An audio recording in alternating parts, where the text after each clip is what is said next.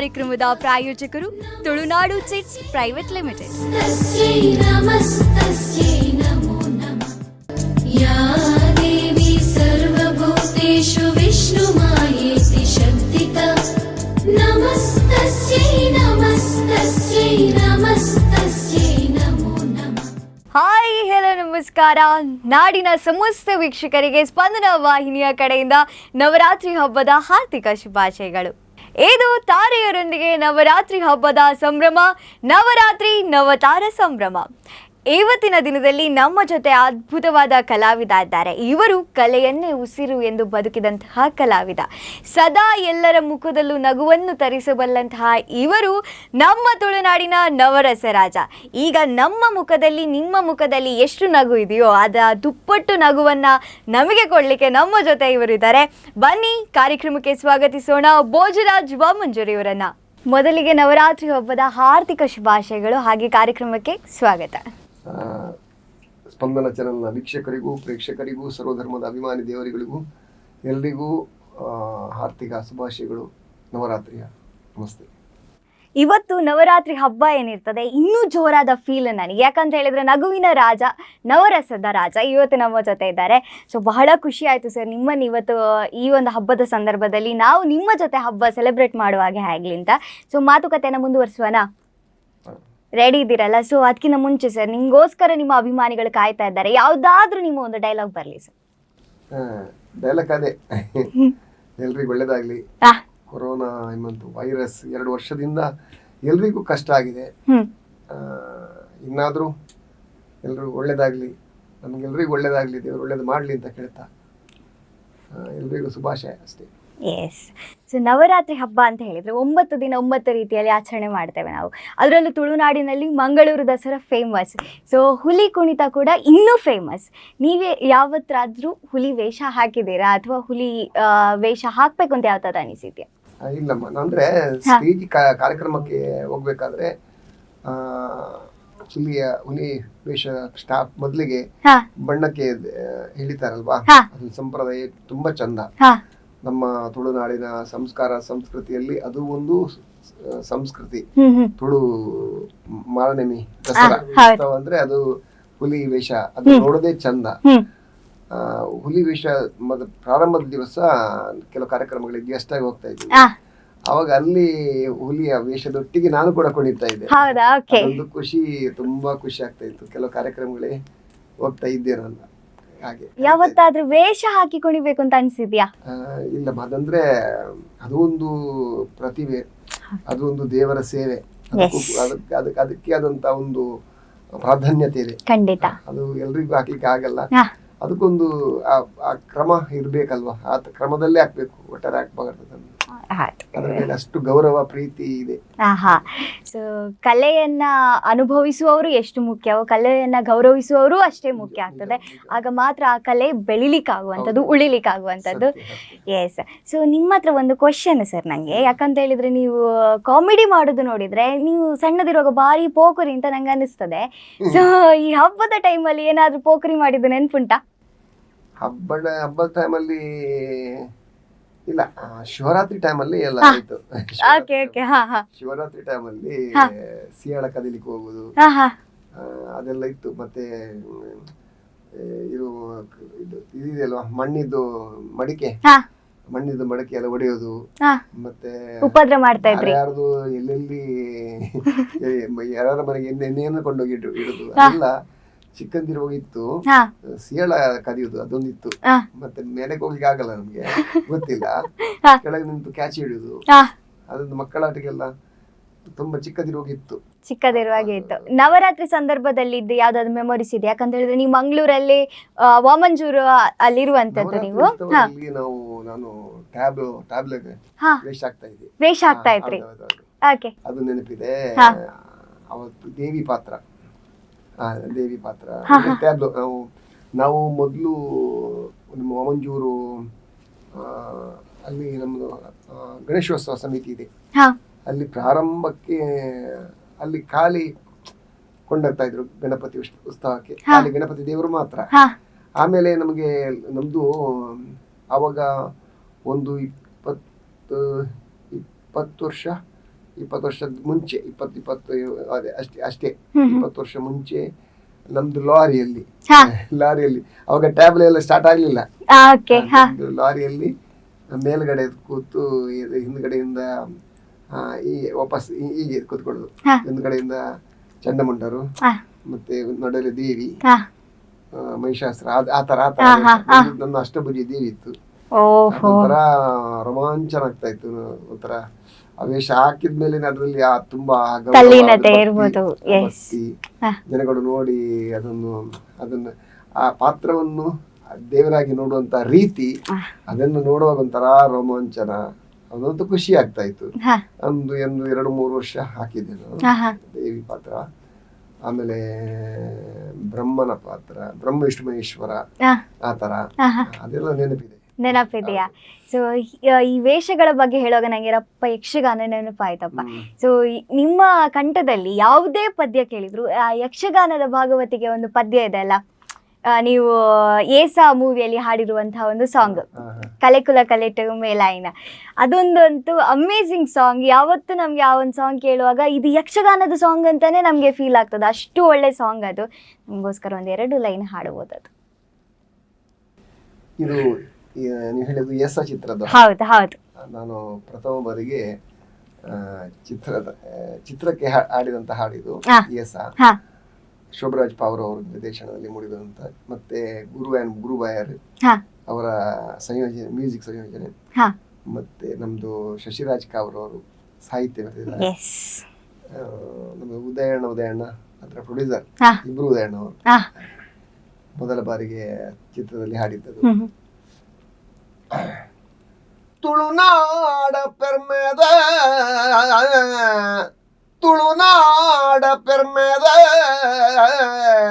ಆನುಕಲೆ ಯಕ್ಷಗಾನ, ತುಳುನಾಡ ಪೆರ್ಮೆದ ಆನುಕಲೆ ಯಕ್ಷಗಾನ.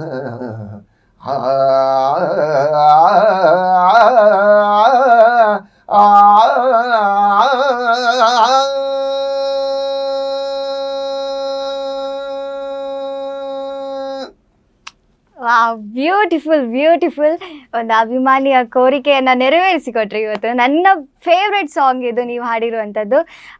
ನಾನು ಈ ಬಗ್ಗೆ ಕೇಳಲೇಬೇಕು. ಅಭಿನಯ, ಹೌದು, ಅಭಿನಯದಲ್ಲಿ ಒಂದು ಮಾತೇ ಇಲ್ಲ, ಗಾಯನ ಕೂಡ ಇಷ್ಟು ಅದ್ಭುತವಾದ ಹೇಗೆ ಸಾಧ್ಯ? ನೀವೇನಾದ್ರೂ ಟ್ರೈನಿಂಗ್ ತಗೊಂಡಿದ್ದೀರಾ?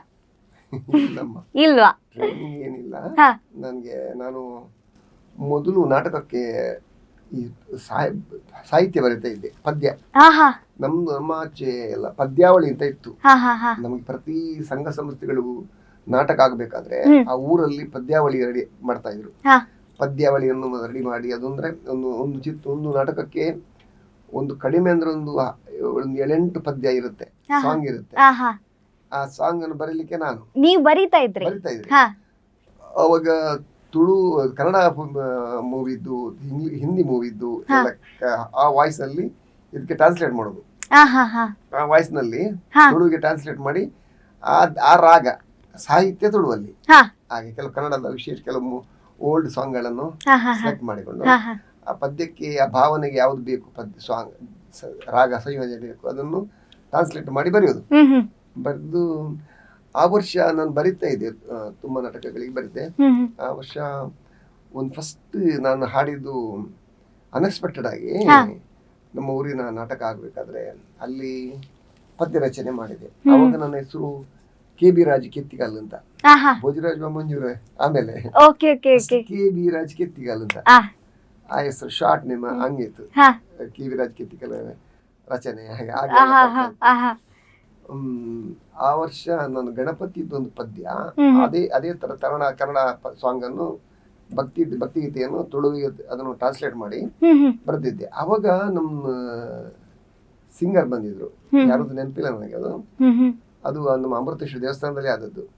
ಸಿಂಗರ್ ಬಂದು ಹೇಳಿದ್ರು, ಕೇಳ್ತಾರೆ, ಕೆಲವು ಡೌಟ್ಸ್ ಗಳಿದ್ರೆ ಕೇಳ್ತಾರೆ, ಕೆಲವು ಡೌಟ್ ಗಳಿದ್ರೆ ಹೇಳ್ತಾರೆ, ಅದನ್ನ ಹೇಗೆ ಹಾಡೋದು ನೋಡಿ, ಇದು ಹೇಗೆ ಬಂತು, ಈಗ ಬರ್ತದೆ, ಈ ಸಾಹಿತ್ಯ ಇದಕ್ಕೆ ಇಷ್ಟು ಹೇಗೆ ಜೋಡಣೆ ಆಗುತ್ತೆ ಕೇಳ್ತಾರೆ, ಅದನ್ನ ನಾವು ಹೇಳ್ಬೇಕಾಗತ್ತೆ. ನಾನು ಹಾಡಿದೆ, ಪದ್ಯ ಹಾಡ್ಲಿಕ್ಕೆ ಹೇಳಿದ್ರು, ಪದ್ಯ ಹಾಡಿದೆ. ನನ್ನ ಮುಖವನ್ನೇ ನೋಡಿದ್ರು. ಹ್ಮ್ ಏನ್ ಸರ್ ಅಂತ ಹೇಳಿದೆ. ಅಲ್ಲ, ನೀ ಪದ್ಯವನ್ನು ನೀ ಸಾಂಗ್ ನೀವೇ ಹಾಡಿ ಅಂತ ಹೇಳಿದ್ರು. ಅಯ್ಯೋ. ಇಲ್ಲಪ್ಪ, ನಾನು ಇಷ್ಟರವರೆಗೆ ಹಾಡ್ಲಿಲ್ಲ. ಅಲ್ಲ, ನೀವು ಇಷ್ಟು ಚಂದ ಹಾಡ್ತಾ ಇದ್ದೀರಾ, ನೀವು ಹಾಡಿ ಅಂತ ಹೇಳಿದ್ರು. ಇಲ್ಲ ಸರ್, ನಂಗೆ ಗೊತ್ತಿಲ್ಲಲ್ಲ. ಅಲ್ಲ, ಹೀಗೆ ಆಡಿದಿರಲ್ವಾ ಅಂತ ಹೇಳಿದ್ರು. ಇಲ್ಲ ಸರ್, ನಂಗೆ ಮ್ಯೂಸಿಕ್ ಎಲ್ಲ ಸರಿ ಗೊತ್ತಿಲ್ಲ ಅದರದ್ದು. ಇಲ್ಲ, ನಾನು ಹೇಳ್ತೇನೆ, ನೀವು ಹಾಡಿ ಅಂತ ಹೇಳಿದ್ರು. ಅವತ್ತು ಪ್ರಾರಂಭ ಮಾಡಿದೆ. ಗಣಪತಿಯ ದೇವರ ಪ್ರಾರ್ಥನೆಯೊಂದಿಗೆ ಪ್ರಾರಂಭ ಆದಂತ ಪದ್ಯ. ಆಮೇಲೆ ಅನೇಕ ಸಂಘ ಸಂಸ್ಥೆಗಳಿಗೆ ಹಿನ್ನೆಲೆ ಗಾಯಕನಾಗಿ ಪದ್ಯ ಪ್ರಾರಂಭ ಮಾಡಿದೆ. ಅಂದ್ರೆ ಪ್ರತಿ ಕಡೆ ಹಳ್ಳಿ ನಾಟಕ ಆಗುತ್ತೆ. ಅವಾಗ ನಾವು ನಾಟಕಕ್ಕೆ ಕೆಲವು ಹಿನ್ನೆಲೆ ಗಾಯನಕ್ಕೆ ಬೇಕಾಗುತ್ತೆ. ಹಾಗೆ ಹಿನ್ನೆಲೆ ಗಾಯಕನಾಗಿ ಪದ್ಯ ಹಾಡ್ಲಿಕ್ಕೆ ಪ್ರಾರಂಭ ಮಾಡಿದೆ. ಅನಂತರ ನಮ್ಮ ಶಾಂತರಾಮ್ ಕಲ್ಲಡ್ಕ ಅವರು ಇಲ್ಲ, ನಮ್ಗೆ ಪದ್ಯ, ನಮ್ಗೆ ಗಾಯನಕ್ಕೆ ಅವಕಾಶ ಕೊಟ್ಟವರು ಅವರು. ಆ ಪುಣ್ಯಾತ್ಮನನ್ನ ಏನು ಹೆಸಲೇಬೇಕಾಗತ್ತೆ. ಅವರು ಆರ್ಕೆಸ್ಟ್ರಾದಲ್ಲಿ ಪ್ರಥಮ ಬಾರಿಗೆ ನನಗೆ ಪದ್ಯ ಹಾಡ್ಲಿಕ್ಕೆ ಅವಕಾಶ ಕೊಟ್ಟರು. ಆರ್ಕೆಸ್ಟ್ರಾದಲ್ಲಿ ಅದು ಕೂಡ ಅಣ್ಣವರ ಹಾಡು. ಅದು ನನ್ನ ಭಾಗ್ಯ. ಅಲ್ಲಿಂದ ಅದು ಸಾಂಗ್ ಯಾವುದು, ಇದು ಹೃದಯದಲ್ಲಿ ಇದೇನಿದು ನದಿಯೊಂದು ಓಡಿದೆ, ಹೃದಯದಲ್ಲಿ ಇದೇನಿದು ನದಿಯೊಂದು ಓಡಿದೆ, ಕಲಕಲನೆ ಕಲರವ ಕೇಳಿ ಹೊಸ ಬಯಕೆ ಹೂವು ಹರಳಿ. ಅದು ಒಂಥರ ಖುಷಿ ಆಗ್ತಾ ಇತ್ತು ಆಡ್ಬೇಕಾದ್ರೆ. ಅದು ಅದಕ್ಕೆ ಲೇಡೀಸ್ ವಾಯ್ಸ್ಗೆ ಲೀಲಾವತಿ ಅಂತ ಒಬ್ರು ಸಿಂಗರ್ ಇದ್ರು ಮುಂಚೆ. ಅವರು ಕೂಡ, ಅವ್ರು ಮತ್ತೆ ನಾನು ಆಡಿದ್ರು. ಸರಿ ನೆನಪಿದೆ ನನಗೆ. ಅದು ಕೂಡ ಮಡಲಿ ಹತ್ರ, ಗಂಜಿಮಠ ಮಡಲಿ ಕೆಳಗಡೆ ಒಂದು ಯುವಕ ಸಂಘದ್ದು ಕಾರ್ಯಕ್ರಮ, ವಾರ್ಷಿಕೋತ್ಸವ. ಆ ದಿವಸ ಹಾಡಿದ್ದು ನಾನು. ಅಂದ್ರೆ ಪ್ರಥಮ ಹಾಡಿದಲ್ವಾ, ಅದು ಕರೆಕ್ಟ್ ಆಗಿ ನೆನಪಿದೆ. ಹಾಗೆ ಅವಕಾಶ ಕೊಟ್ಟವರವರು, ಬೆಳೆಸಿದವರು ನಮ್ಮ ಅಭಿಮಾನಿ ದೇವರುಗಳು. Beautiful sir, beautiful. ನಿಮ್ಮ ಅಭಿನಯ ನಮಗೆ ಎಷ್ಟು ಇಷ್ಟನೋ ನಿಮ್ಮ ಗಾಯನ ಕೂಡ ನಮಗೆ ಅಷ್ಟೇ ಇಷ್ಟ. ಆದರೆ ಯಾವತ್ತೂ ನಮಗೆ ಸ್ಕ್ರೀನಲ್ಲಿ ನಮಗೆ ಭೋಜರಾಜ್ ಸರ್ನ ಅಭಿನಯದಲ್ಲಿ ನೋಡ್ಬೇಕು ಅನ್ನೋದು ಇನ್ನೊಂದು ದುರಾಸೆ. ಆಸೆ ಅಲ್ಲ, ದುರಾಸೆ ಇದು. ಸೊ ಹಾಗಾಗಿ ಅಭಿನಯದ ಜರ್ನಿ ಹೇಗೆ ಶುರುವಾಯಿತು? ನಾನು ಮೊದಲು ಯಕ್ಷಗಾನ ರಂಗ ಪ್ರವೇಶ, ಸ್ಟಾರ್ಟಿಂಗ್ ಅಲ್ಲಿ ಯಕ್ಷಗಾನಕ್ಕೆ ನಮ್ದು ಊರಿನ ಒಮ್ಮತೇಶ್ವರ ದೇವರ ಸಾನ್ನಿಧ್ಯದಲ್ಲಿ ಅಲ್ಲಿ ಪ್ರಾರಂಭ ಆದದ್ದು ಯಕ್ಷಗಾನ. ಅದೇ ಮರುದಿವಸ ಬಂದು ಇನ್ನೊಂದು ವರ್ಷ ಜಾತ್ರೆಗೆ ಯಕ್ಷಗಾನ ಆಗ್ತಾ ಇತ್ತು. ಅದೇ ಇನ್ನೊಂದು ವರ್ಷ ನಾಟಕಕ್ಕೆ. ನನ್ನ ಫಸ್ಟ್ ಯಕ್ಷಗಾನ ನಾನು ಪ್ರಾದಾರ್ಪಣೆ ಮಾಡಿದ್ದೆ ವಾಮಂಜೂರು ಅಮೃತೇಶ್ವರ ದೇವರ ಸಾನ್ನಿಧ್ಯದಲ್ಲಿ. ಅದು ಹೇಳಿಕ್ಕೆ ತುಂಬಾ ಖುಷಿ ಆಗುತ್ತೆ ನನಗೆ. ನನ್ನ ಮೊದಲ ಪ್ರಸಂಗ ವೇಷ ಮಾಡಿದ್ದು ರಂಬೆಯ ಪಾತ್ರ, ಶ್ವೇತಕುಮಾರ ಚರಿತ್ರೆ ಪ್ರಸಂಗ. ರಂಬೆ ಶ್ರೀವೇಷ ಪಾತ್ರದಲ್ಲಿ ಪ್ರವೇಶ ಆದದ್ದು. ಅದನ್ನ ಇನ್ನೊಂದು ವರ್ಷದಲ್ಲಿ ಗಾಳಿಗೆ ತಿಕ್ಕಿನ ತುಡರು ಅಂತ ನಾಟಕದಲ್ಲಿ ರಂಗ ಪ್ರವೇಶ. ಅನಂತರ ಹಿನ್ನೆಲೆ ಗಾಯಕನಾಗಿ, ನಂತರ ಚಿತ್ರರಂಗ ನಡೀತಾ ಉಂಟು. ಈಗ ಚಿತ್ರರಂಗದಲ್ಲಿ ಎಲ್ಲರ ಫೇವ್ರೇಟ್ ನೀವು, ಯಾಕಂತ ಹೇಳಿದರೆ ನಮಗೆ ಈ ಸ್ಯಾಂಡಲ್ವುಡ್ಗೆ ಕಂಪೇರ್ ಮಾಡಿದರೆ ಈ ಹೀರೋನವರಿಗೆ ಸಿಗುವಂಥ ಒಂದು ಅಭಿಮಾನ, ಅದೊಂದು ಕ್ರೌಡ್, ಅದೆಲ್ಲ ನಮಗೆ ತುಳುನಾಡಲ್ಲಿ ಕಾಮಿಡಿ ಕಲಾವಿದರಿಗೆ ಸಿಗುವಂಥದ್ದು. ಅದರಲ್ಲೂ ನಮ್ಮ ಭೋಜರಾಜ್ ಸರ್ ಎಲ್ಲಾದರೂ ಬರ್ತಾರೆ ಅಂತ ಹೇಳಿದರೆ ಅಲ್ಲಿ ರಶ್ ಅಂದರೆ ರಶ್. ಅಷ್ಟು ಅಭಿಮಾನ, ಅಷ್ಟು ಅಭಿಮಾನಿಗಳನ್ನು ಸಂಪಾದನೆ ಮಾಡ್ಕೊಂಡಿದ್ರಿ.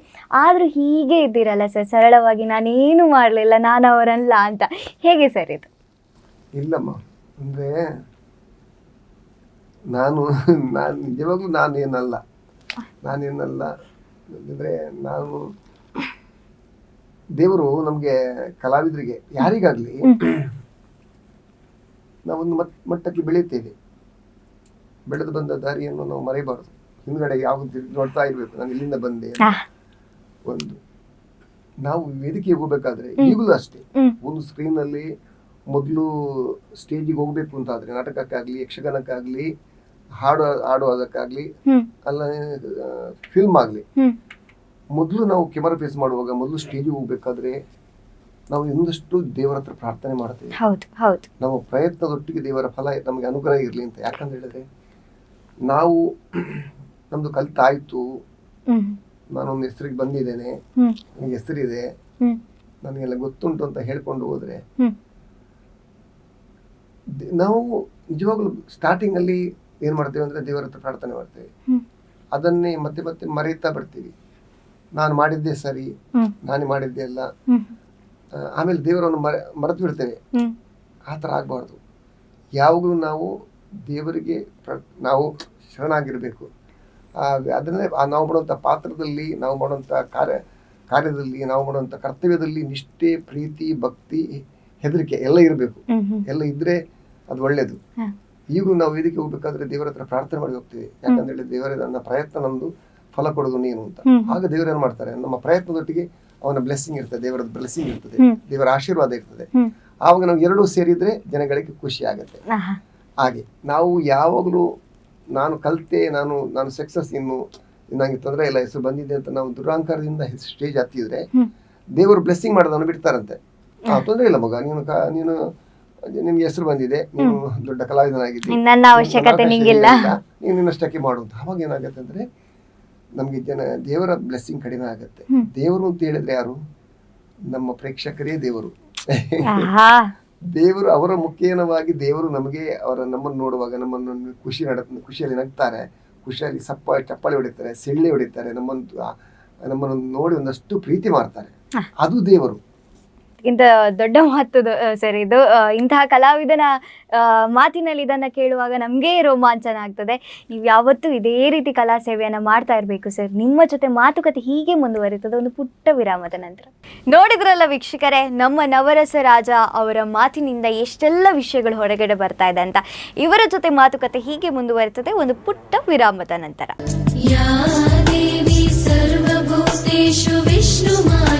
ಈ ಕಾರ್ಯಕ್ರಮದ ಪ್ರಾಯೋಜಕರು ತುಳುನಾಡು ಚಿಟ್ಸ್ ಪ್ರೈವೇಟ್ ಲಿಮಿಟೆಡ್.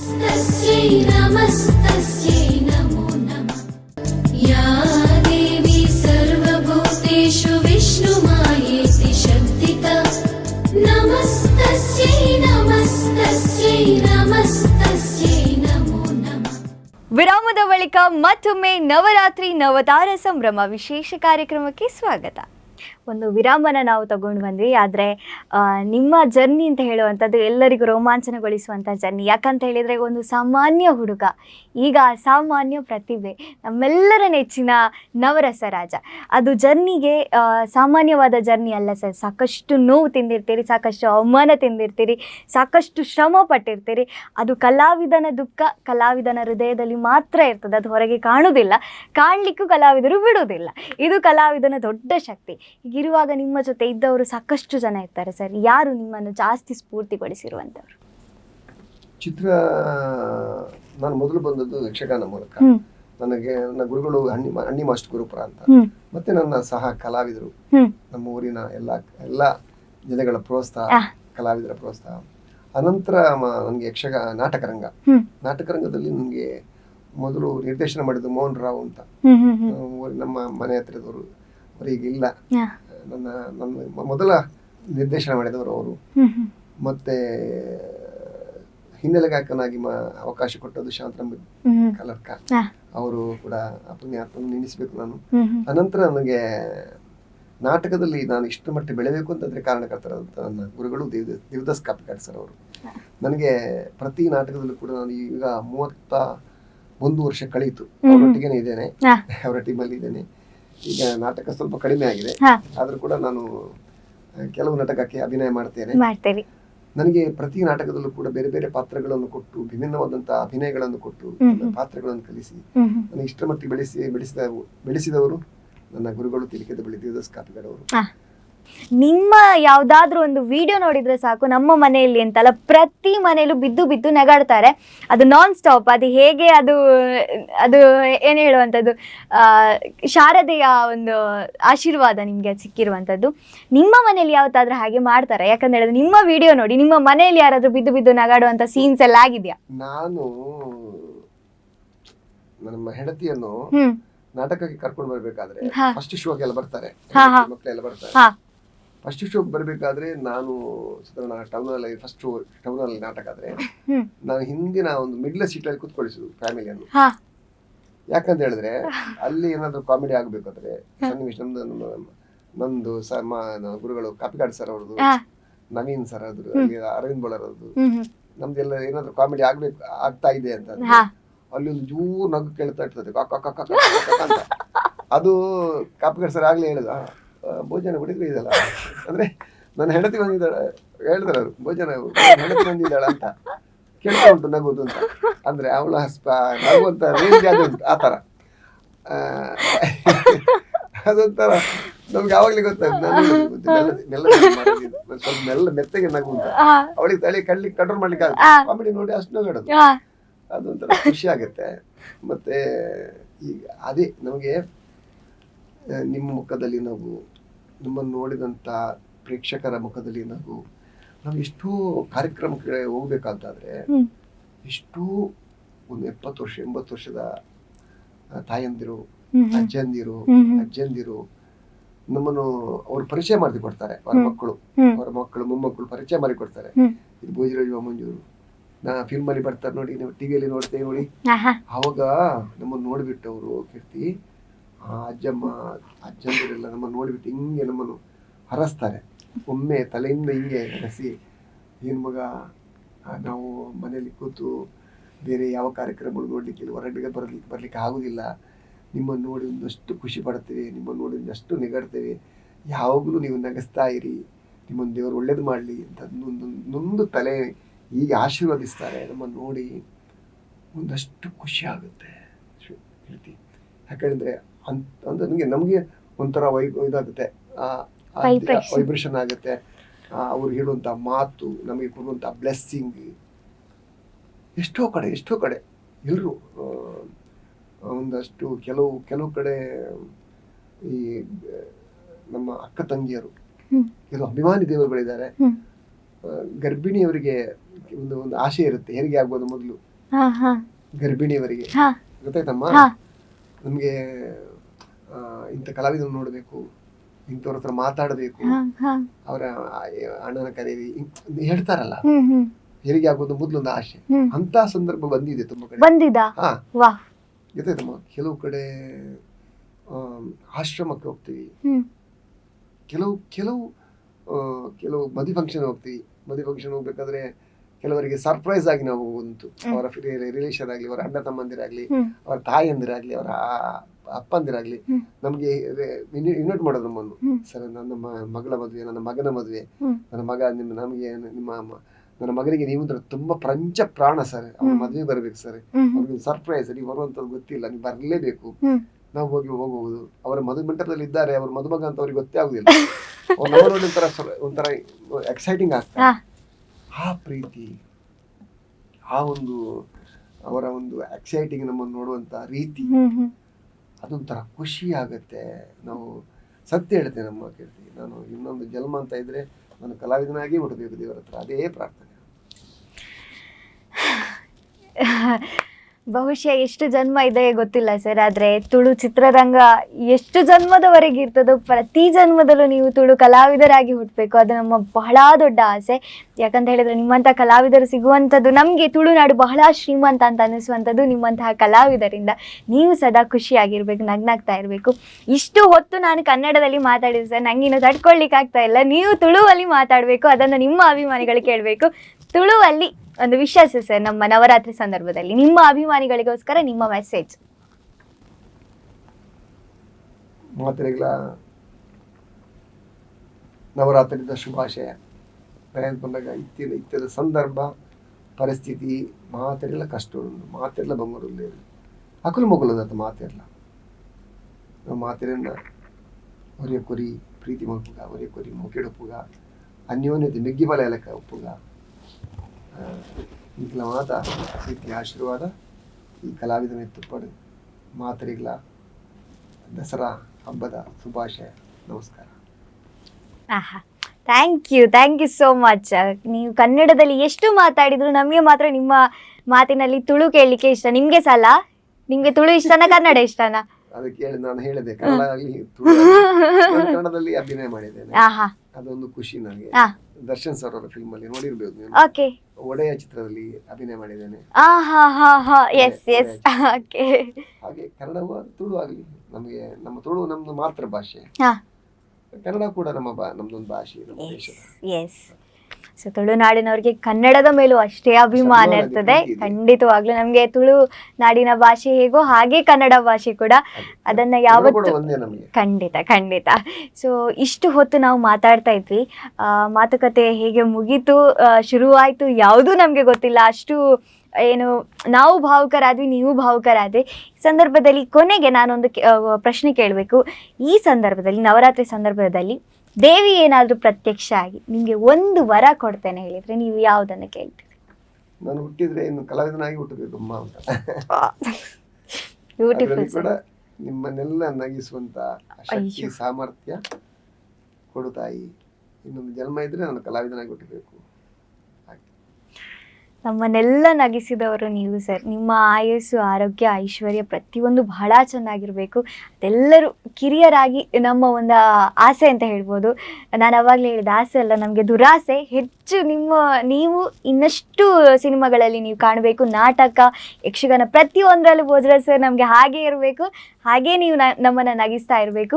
ಕೊನೆಯದಾಗಿ ಇವತ್ತು ನವರಾತ್ರಿ ಸಂದರ್ಭದಲ್ಲಿ ನಮ್ಮ ಸ್ಟುಡಿಯೋಗೆ ಬಂದ್ರಿ, ಇಷ್ಟು ಹೊತ್ತು ನಮ್ಮ ಜೊತೆ ಹಬ್ಬವನ್ನು ಆಚರಿಸ್ಕೊಂಡ್ರೆ, ಇದ್ರ ಬಗ್ಗೆ ಏನು ಹೇಳ್ತೀರಿ ಕೊನೆಯದಾಗಿ? ಸ್ಪಂದನ ಚಾನಲ್ ಅಂತ ಹೇಳಿದ್ರೆ ಎಲ್ಲ ಕ್ಷೇತ್ರಗಳಲ್ಲೂ ಸ್ಪಂದನ ಚಾನಲ್ ನಮಗೆ ಮೀಡಿಯಾ ಅಂತ ಹೇಳಿದ್ರೆ, ವಾಹಿನಿ ಅಂತ ಹೇಳಿದ್ರೆ ನಮಗೆ ಕಲಾವಿದರಿಗೊಂದು ಶಕ್ತಿ. ಇದು ನಮ್ಮ ದೇಶಕ್ಕೂ ಒಂದು ಶಕ್ತಿ. ಯಾಕಂತ ಹೇಳಿದ್ರೆ ಮಾಧ್ಯಮಗಳಿಂದ ಒಳ್ಳೊಳ್ಳೆ ವಿಚಾರಗಳು ಸ್ಪಂದನ ಚಾನಲ್ ಬರ್ತದೆ. ಒಳ್ಳೊಳ್ಳೆ ಕಲಾವಿದರಿಗೆ ಅವಕಾಶಗಳನ್ನು ಕೊಡ್ತೀರಾ, ಒಳ್ಳೊಳ್ಳೆ ಪ್ರತಿಭೆಗಳು ಬರ್ತಾರೆ. ಅನೇಕ ಸಾಧನೆ ಮಾಡಿದ ಸಾಧಕರನ್ನು ಕರೆದು ಮಾತಾಡಿಸಿದ್ರ. ಅನೇಕ ನಮಗೆ ನಮ್ಮ ದೇಶಕ್ಕೆ ಬೇಕಾದಂತ ಅನೇಕ ಒಳ್ಳೊಳ್ಳೆ ಕೆಲಸಗಳನ್ನು ಮಾಡ್ತಾ ಇದ್ರ. ಸ್ಪಂದನ ಮುಖೇನವಾಗಿ ಇನ್ನು ಕೂಡ ಸ್ಪಂದನ ಚಾನಲ್ ಒಂದಷ್ಟು ಒಳ್ಳೆ ಸಾಧನೆಯನ್ನು ಮಾಡಲಿ, ಒಂದಷ್ಟು ಒಳ್ಳೆಯ ಕೆಲಸಗಳನ್ನು ಮಾಡಲಿ, ಪಾಪದವರ ಕಣ್ಣೀರು ಒರೆಸುವಂತ ಒಳ್ಳೆ ಕೆಲಸಗಳನ್ನು ಮಾಡಿ ಇನ್ನಷ್ಟು ಸ್ಪಂದನ ಚಾನಲ್ ಸ್ಪಂದನವಾಗಿ ಜನಗಳಿಗೆ ಸ್ಪಂದಿಸ್ತಾ ಒಳ್ಳೆ ಹೆಸರನ್ನು ತರಲಿ. ನನ್ನನ್ನು ಕುರಿಸಿ ಮಾತಾಡಿಸಿದ್ದಕ್ಕೆ, ಅಭಿಮಾನಿ ದೇವರುಗಳ ಮುಖಾಮುಖಿಯಾಗಿ ನನ್ನ ಮಾತಾಡೋದಕ್ಕೆ ಅವಕಾಶ ಕೊಟ್ಟಂತ ಸ್ಪಂದನ ಚಾನಲ್ ನಿಮಗೂ ಕೀರ್ತಿ, ನಿಮಗೂ ಅಷ್ಟೇ ಅಮ್ಮ. ಒಳ್ಳೆ ಮಾತಾಡಿಸಿದ್ಯಾ, ನಿಮಗೂ ಅಷ್ಟು ದೇವರು ಒಳ್ಳೇದು ಮಾಡಲಿ. ಎಲ್ರಿಗೂ ನಮಸ್ಕಾರ. Thank you sir, thank you so much ಕಾರ್ಯಕ್ರಮಕ್ಕೆ ಬಂದದಕ್ಕೆ. ನೋಡಿದ್ರಲ್ಲ ವೀಕ್ಷಕರೇ, ಇವತ್ತು ನಾವು ಎಷ್ಟು ಅದ್ಭುತವಾಗಿ ಮಾತುಕತೆಯನ್ನು ಮಾಡಿದ್ವಿ ಅಂತ. ಭೋಜರಾಜ್ ಸರ್ ಅವರ ಮಾತುಕತೆಯಲ್ಲಿ ಎಷ್ಟೆಲ್ಲ ಕಲೆ ಮೇಲೆ ಅಭಿಮಾನ ಇತ್ತು, ಅಭಿಮಾನಿಗಳ ಮೇಲೆ ಎಷ್ಟು ಅಭಿಮಾನ ಇತ್ತು ಅಂತ. ಸೊ ಮುಂದಿನ ಸಂಚಿಕೆಯಲ್ಲಿ ಇನ್ನೊಬ್ಬರು ವಿಶೇಷ ಅತಿಥಿಯೊಂದಿಗೆ ನಾನು ನಿಮ್ಮನ್ನು ಭೇಟಿ ಆಗ್ತೇನೆ. ಅಲ್ಲಿವರೆಗೂ ಸುದ್ದಿ ಹಾಗೂ ಮನೋರಂಜನೆಗಾಗಿ ನಿರಂತರವಾಗಿ ನೋಡ್ತಾ ಇರಿ ನಿಮ್ಮ ನೆಚ್ಚಿನ ಸ್ಪಂದನ ವಾಹಿನಿ. ನಮಸ್ಕಾರ.